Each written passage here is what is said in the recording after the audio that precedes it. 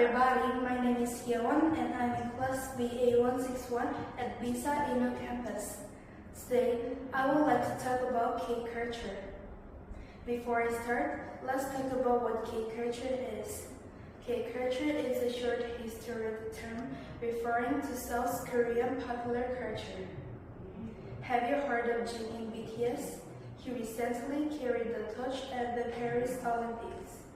How about the world-famous K-pop girl group Blackpink? Blackpink also performed at the Coachella, a global music festival, a few years ago. This shows that Korean culture, especially K-pop, is making an impression on the world. And today, I will introduce you to three parts of K-culture. First of all, the most famous one is K-pop. You probably know the world-famous K-pop stars like BTS, Blackpink, and Psy. K-pop is becoming very popular not only in Korea but worldwide.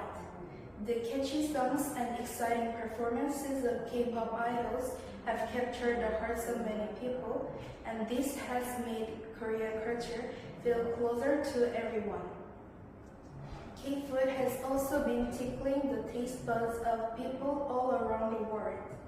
Kimchi, kimbap, and bulgogi have been well known for being very delicious. However, recently, easy-to-eat foods like cup rice and cup ramen have gained popularity. When we talk about K-pop and K-food, we cannot forget K-dramas and movies.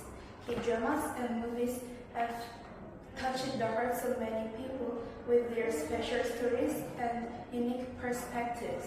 Films that gain international attention like Parasite, Minari, and Squid Game show the strength of Korean culture. K-culture is product of its variety and creativity, which makes it interesting to people all over the world. K-culture will continue to share the beauty and charm of Korea with people everywhere.